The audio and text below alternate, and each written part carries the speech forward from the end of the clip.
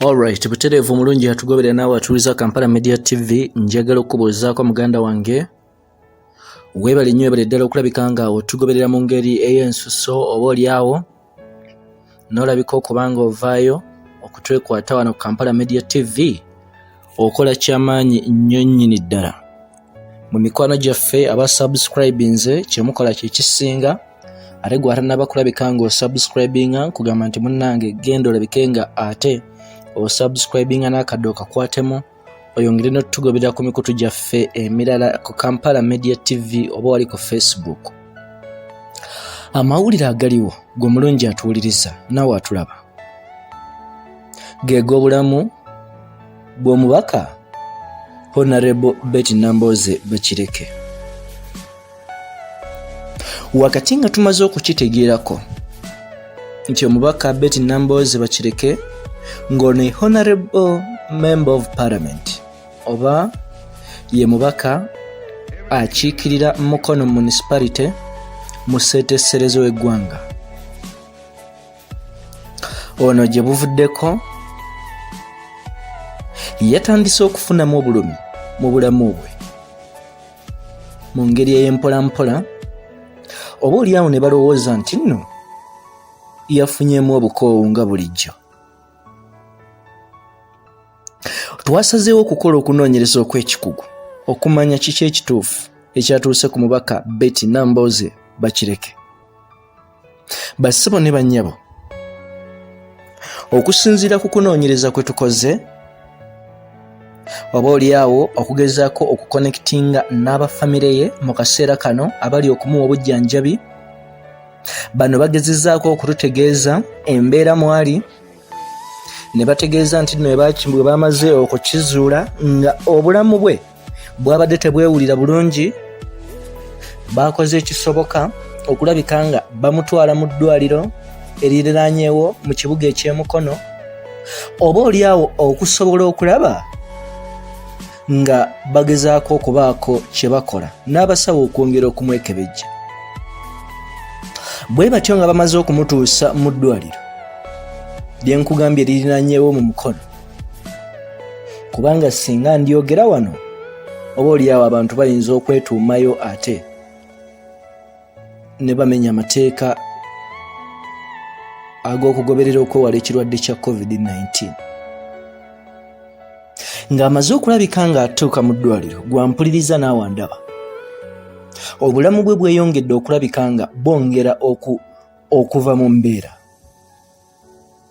Bwe batyo bakebedde nga bakebera kino na kiri, nga bakebera endwadde ezisobolwa okukeberwa okusinziira ku levo y'eddwaliro. Bassebo ne bannyabo nga bano tebalina kye balaba. Bwe lityo ebbanga lyeyongedde okuyitawo nga lijja likoma okuyita ng'obulamu bwe bwongera okulabika nga bukyankalana.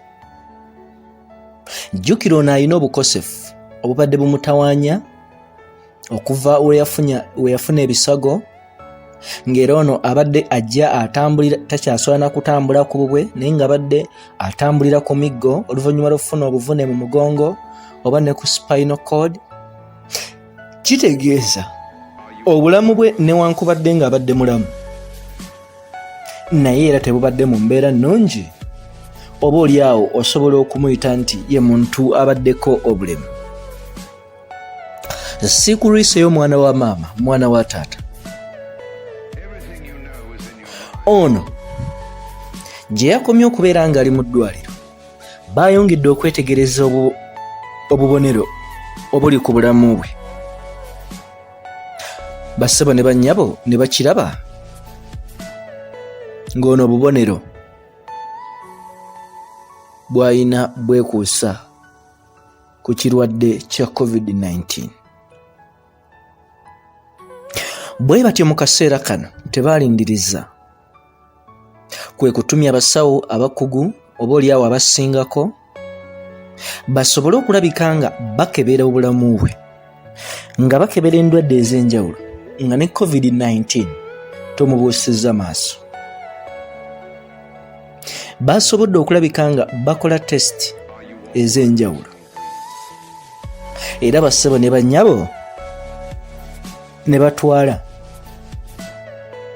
samples oba ne batwala omusaayi okwekebejja okugutwala mu basawo abakugu okwongera okwekebejja kiki ekiruma omubaka Betty Nambooze Bakireke. We tusembyeyo nga tetunnajja ku mpewo kulabika nga tukuwa amawulire ga okusinziira ku bafamire ye oba abajjanjabi bagamba mu kaseera kano abakugu bali kugezaako kwekebejja musaayi okulaba oba omukyalo ono alina ekirwadde kya COVID-19.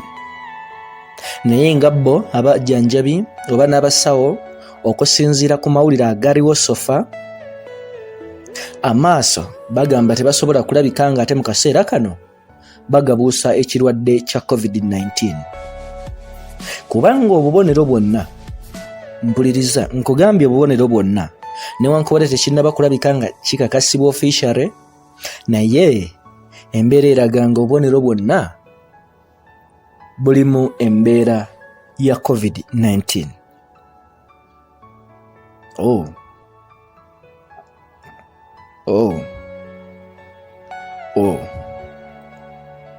Kati buli muntu yenna asobola okusaba oba oliawo ekirabo ky'oyinza okuwa Honorable Betty Nambooze Bakireke mu kaseera kano kwe kuvunnama wansi n'olabika nga omusabira essaalayo omutonzi n'asobola okulabika nga amuyamba kyonna kyonna ekirimuluma oba kibulwadde ki oba bulwadde ki bassebo ne bannyabo busobole okulabika nga bussuuka kubanga ono mu bintu ebimuluma mwe mulina ekintu ekyefaananyirizaako era nga ssenyiga n'olwekyo kitegeeza tuteekeddwa okulabika nga tusabira obulamu bwe oba oliawo ddunda asobole okulabika nga amutaasa ate nga bwe tulindirira okumanya ebinaaba bivudde mu musaayi.